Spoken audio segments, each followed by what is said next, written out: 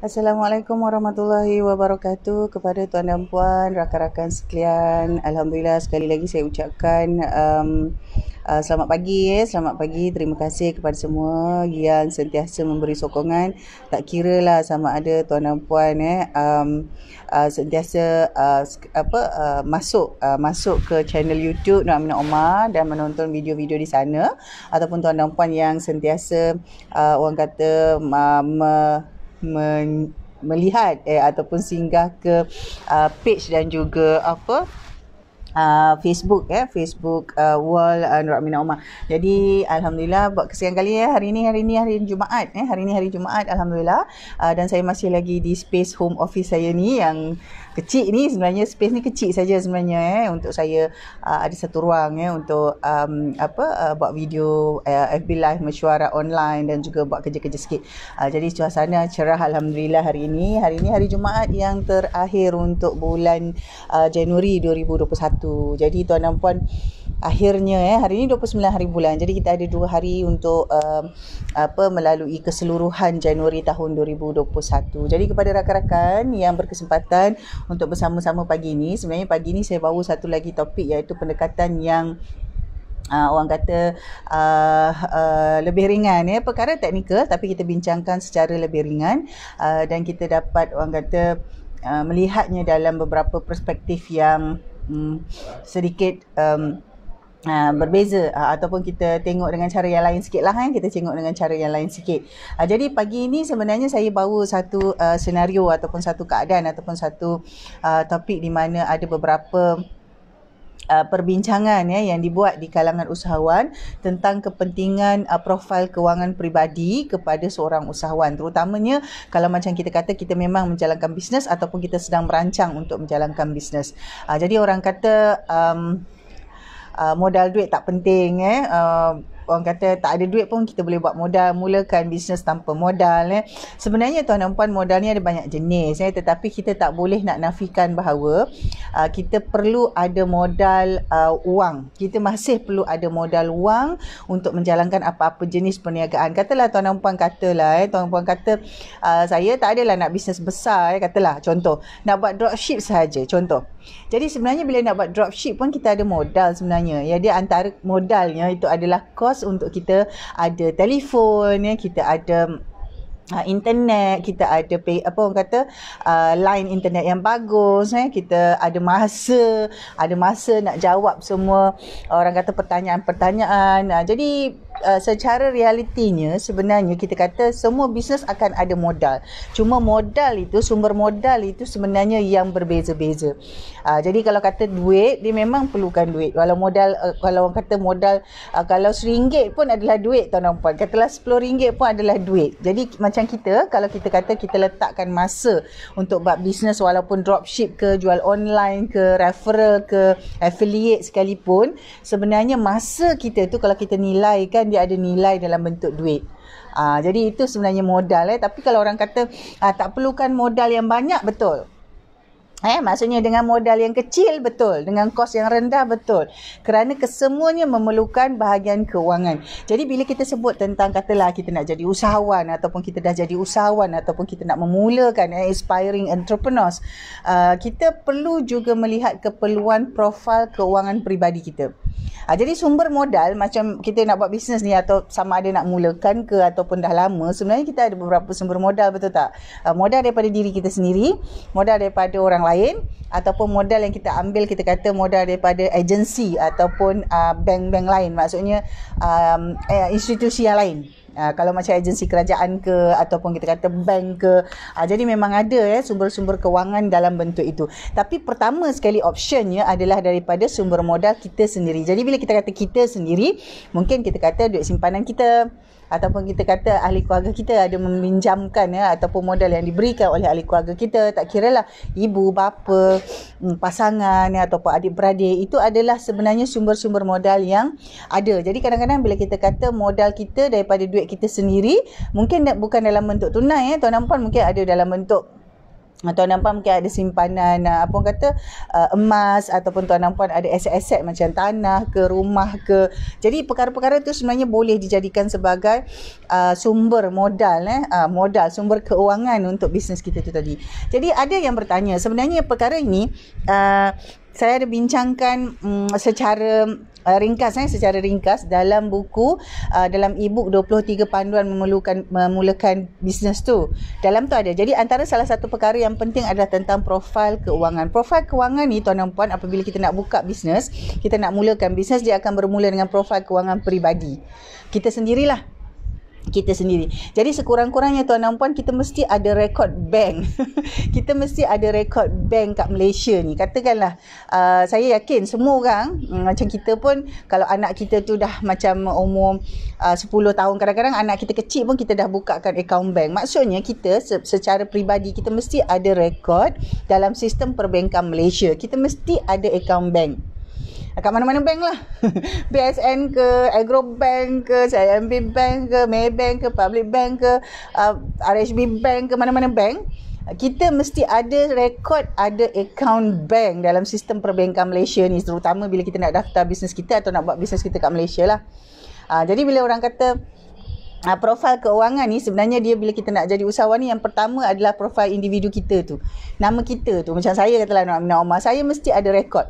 Tuan dan puan jangan tak tahu, memang ada orang yang tak ada rekod bank.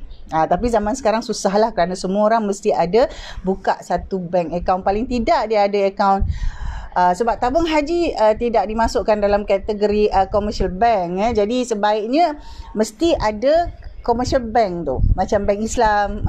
Kita mesti ada rekod yang kita ada akaun bank. Jadi saya nak bawa satu senario baru-baru ni. Memang semua orang ada rekod bank.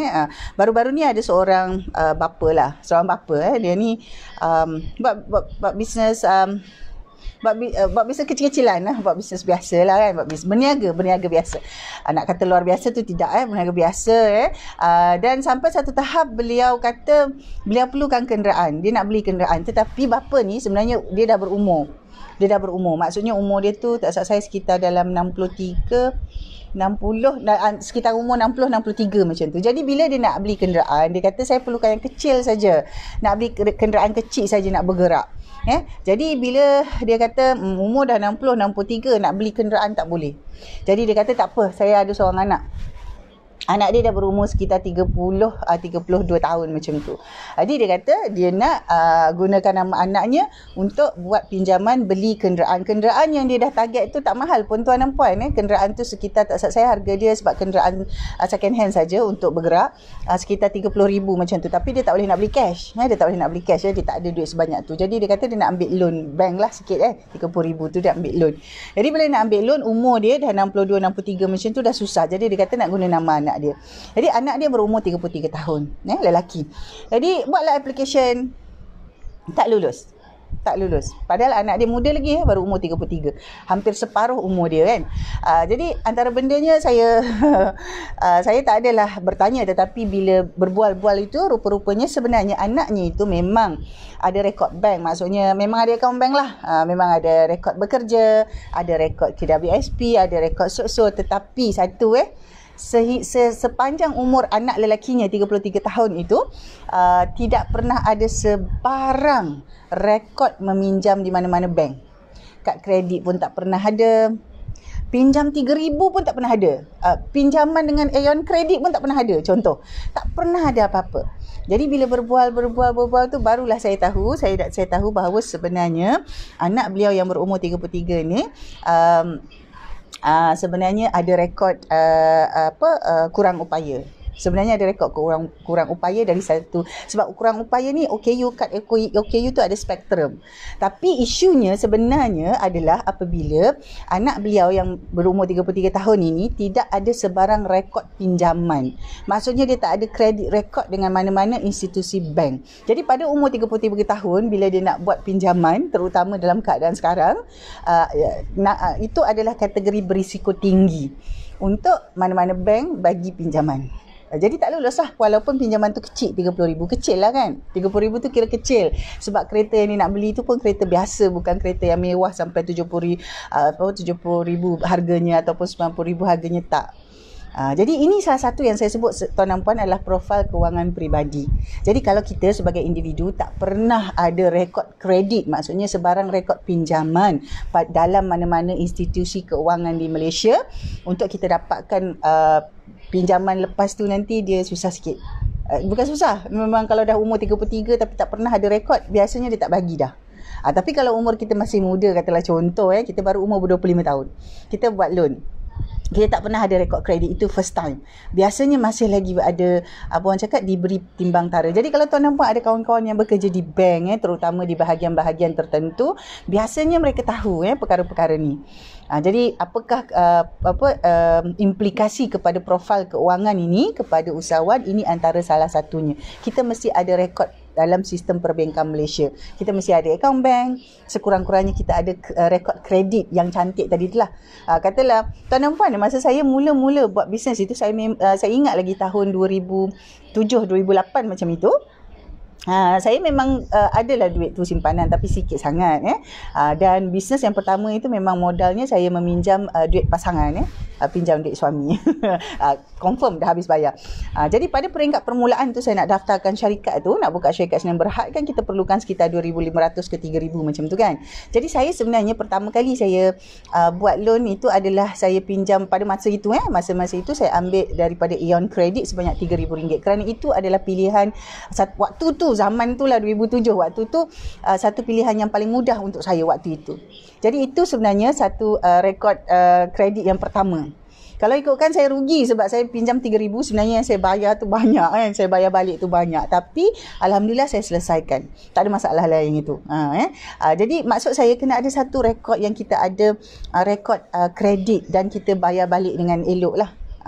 Dan lepas tu saya pinjaman saya yang kedua selepas saya berkahwin sekitar umur 28, 29 macam tu, barulah saya ambil loan yang pertama beli sebuah kereta. Jadi masa saya nak mula bisnes tu, rekod kredit saya tak ada sebenarnya. Saya tak ada rekod kredit, maksud pinjaman tu tak ada. Tetapi alhamdulillah lah daripada situ. Jadi rekod itu pun penting untuk selepas daripada tu Jadi lepas dah berniaga, jalankan perniagaan, lepas daripada tu memang tuan dan puan saya mengaku bahawa ada buat pinjaman-pinjaman lain, termasuk beli-beli biasalah beli rumah ke apa, memang ada. Jadi masa saya memulakan bisnes tu, untuk yang kredit tu sebenarnya saya ada itu yang pertama, tapi sebelum tu memang saya adalah buat pinjaman perumahan, belian kereta, memang ada. Jadi itu sebenarnya salah satu profil keuangan kita. Jadi kalau orang kata tak perlu tak ni, sebenarnya perlu, dia masih perlu. Jadi kalau tuan dan puan yang pernah ataupun sedang ataupun sudah menjalankan perniagaan, tuan dan puan akan faham keadaan ini betapa pentingnya profil keuangan kita. Saya pernah tuan dan puan, salah seorang pengarah dalam syarikat saya ada kes, masa tu ada kes namanya tu blacklist di bank. Blacklist di bank. Pada waktu itu tuan dan puan, yang itu tak saya sekitar tahun 2009, waktu itu 2009 2010, dah lama sebab saya punya bisnes, saya mula bisnes dah lama daripada tahun 2007 2008 tu saya dah mula bisnes. Jadi sekitar 2 ke 3 tahun itu saya nak expand bisnes. Waktu tu saya ada nak buat pinjaman daripada bank untuk membeli kenderaan atas nama syarikat. Masa tu nak beli kenderaan atas nama syarikat. Jadi bila submit buat submission dokumen, pegawai bank bagi respon balik. Dia kata tak diluluskan kerana ada pengarah ni ada rekod buruk bank. Jadi saya tak tahu. Jadi saya pun tanyalah pengarah. Rupanya ada seorang pengarah, dia ada hutang kad kredit yang belum diselesaikan. Tuan, baki hutang kad kredit tu tak banyak. Tak sampai ratus-ratus ringgit pun. Tetapi dia hutang lama yang tak diselesaikan.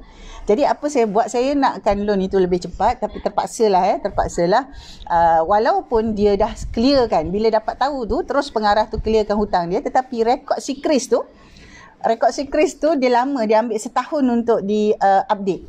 Jadi kalau saya buat submission juga dekat bank akan tolak juga. Jadi untuk sebab itu, pada waktu itu apa saya buat yang segera ialah saya keluarkan nama pengarah tu. Dengan kuasa veto masa tu saya arahkan pengarah ni, kau kena keluar. Buat dokumen keluar daripada nama pengarah syarikat. Masa tu. Jadi keluarkan nama dia, saya buat submission baru, dokumen semua company secretary buat lah, dah update semua, buat submission dekat SSM semua, buat submission baru. Yang itu lebih cepat, sebab waktu tu saya minta express filing apa semua, bayar lah.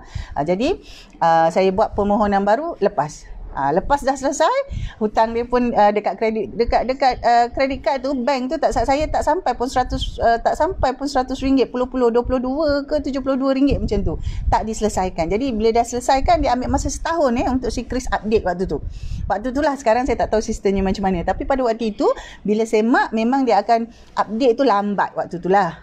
Jadi apa saya buat, saya kena keluarkan nama dia daripada pengarah untuk saya dapatkan loan untuk beli kenderaan tu tadi. Sebab kenderaan pada waktu itu, van tu adalah untuk kegunaan bisnes operasi, untuk operasi bisnes, bukan untuk marketing, bukan untuk tayang-tayang, bukan. Memang kena jalan. Kalau van tu tak ada, operasi bisnes tak lancar. Maksudnya boleh jalan tapi very bad lah. Jadi kena ada van tu untuk melancarkan bisnes. Jadi nak tak nak saya kena keluarkan nama dia. Jadi within 3 months tu terus loan pun dapat kelulusan, dapat bawa masuk van sebiji. Dan lepas daripada tu saya tak ingat bila, ambil masa sikit, kemudian baru masukkan nama dia semula. Lepas dia dah dapat clearance tu tadi, dengan si Chris tadi rekod dah elok, baru saya masukkan semula nama pengarah tu. Itu antara keadaannya. Jadi kalau tuan-tuan puan kata tak ada duit pun tak apa, profil kewangan tak ada pun tak apa, tuan-tuan puan kena tengok balik macam mana cara tuan-tuan puan nak uruskan bisnes. Kalau tuan-tuan puan nak buat bisnes macam tak nak berdaftar, tak nak ada aset dalam syarikat, bolehlah teruskan cara macam itu. Tetapi kalau kita buat bisnes betul-betul supaya data kita tu masuk dalam GDP Malaysia kan, dalam kiraan pembangunan growth ekonomi dalam Malaysia, kita kena buat perkara-perkara macam tu. Kena pastikan profil kewangan kita tu ada supaya kita boleh menjalankan perniagaan kita tu dengan lebih lancar. Jadi kalau tuan-tuan puan sendiri kalau nak lantik pengarah-pengarah ataupun nak lantik pengarah dalam syarikat, kena semak juga sebab antara salah satunya dia orang ni penama-penama ni tak bolehlah orang yang bankrupt, tak bolehlah orang yang ada penjenayah, yang ada kes jenayah, tak boleh. Sebab nanti bila kita ada buat urusan syarikat, pengarah tu akan disemak latar belakangnya. Kita nak buka akaun bank ke apa. Ada satu lagi senario tuan-tuan puan, pernah sekali kita nak buka satu akaun bank untuk sebuah syarikat. Akaun bank nak buka akaun bank. Buka syarikat tak ada masalah, nak buka akaun bank. Permohonan nak buka akaun bank ni kena reject. Masa tu ada tiga pengarah. Saya ada 5. Sebab ada 5 pengarah waktu tu. Kena reject kerana salah seorang pengarah tu namanya kena blacklist di bank, di senarai hitamkan oleh bank negara kerana ada rekod mengeluarkan cek tendang. Jadi keadaan yang sama berlaku sebab kita nak cepat waktu tu, kita nak buka bank account ni mana boleh kan, macam mana kita nak uruskan transaksi kalau syarikat kita tak ada bank. Apa kita buat, kita keluarkan nama dia. Jadi kita bayar, kita buat urusan dengan company secretary, yang itu agak cepat jugalah. Saya dalam prosesnya itulah agak cepat. Jadi kita minta express filing kepada company secretary untuk buat, bayar je lah kosnya, nak buat macam mana kan. Jadi keluarkan nama dia, buat submission baru atas nama pengarah 4 orang tu. Kita buat submission baru, dah dapat buka akaun, kemudian baru kita masukkan balik nama beliau sebagai pengarah kerana beliau ada rekod blacklist tadi tu. Ini cerita lain. Yang beliau kena blacklist ni sebab beliau sebenarnya ada bisnes lain dengan lesen enterprise yang dia tak tahu bahawa dalam lesen enterprise tu ada partner, ada 2-3 orang partner lagi. Dia tak tahu bahawa dalam bisnes lesen enterprise tu ada isu cek tendang. Banyak pula tu, tak saya 6 ke. Sebab masa tu cek gaji pekerja.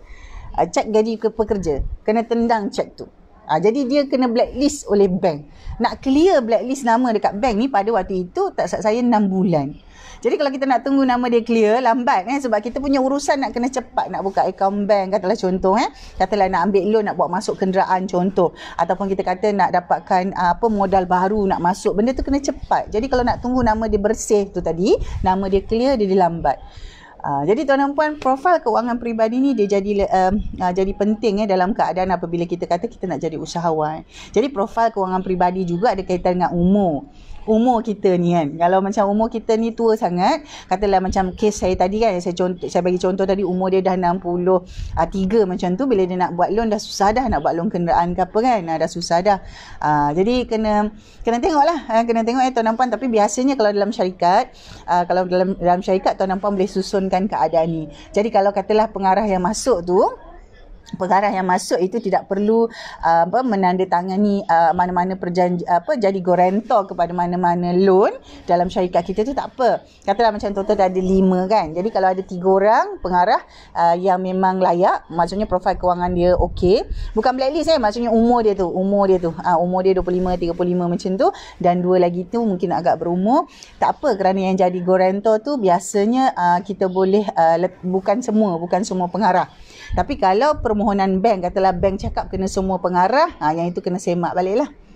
Jadi mungkin kalau tuan dan puan nak lantik advisor ataupun non-executive director ke, macam mana, perlu tengok apa strategi syarikat tuan dan puan tadi tu.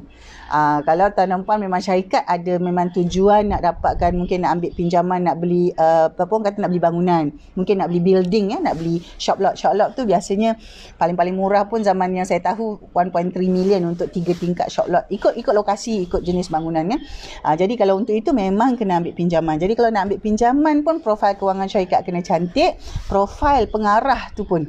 Sebab pengarah ni biasanya yang kena sign jadi guarantor kepada pinjaman yang dibuat atas nama syarikat. Jadi ini cerita panjang sikit lah, cerita panjang sikit tentang kepentingan profil kewangan peribadi kita.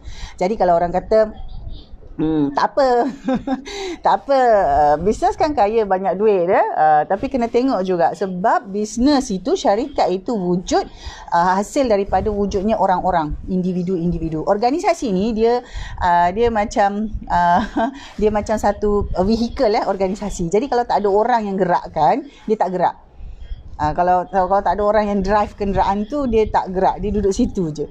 Jadi maksudnya driver tu kena ada lesen, kena sihat, boleh memandu, tahu macam mana nak memandu, tahu nak pergi ke mana, baru dia boleh pandu kenderaan tu. Samalah lebih kurang macam tu. Jadi kita sendiri, kita ni macam manusia, kita ni yang menggerakkan organisasi tu, yang menggerakkan syarikat yang menjalankan bisnes tu.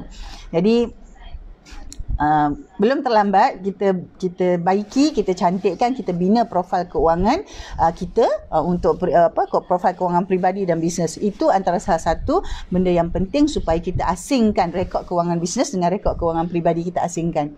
Dia akan saling menyokong, tetapi kita asingkan kerana dia ni bila kita kata it's not a substitute, it complement, dia kena bersama-sama sebab kita owner, kita usahawan, kita pemilik kepada bisnes tu.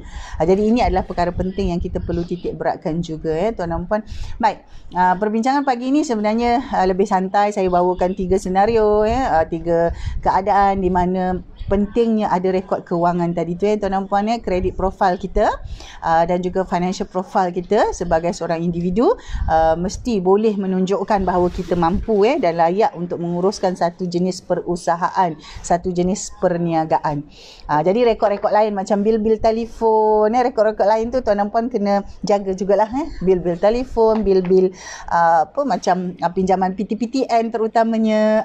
Tentang hal pinjaman PTPTN pun ada juga kesan kerana apabila tuan dan puan nak mohon pinjaman daripada bank, katalah nak buat financing untuk pra-COVID, tak banyak pun nak pinjam, katalah nak pinjam 3,000 je, nak pinjam 5,000 je, betul tak banyak, tetapi dia akan semak.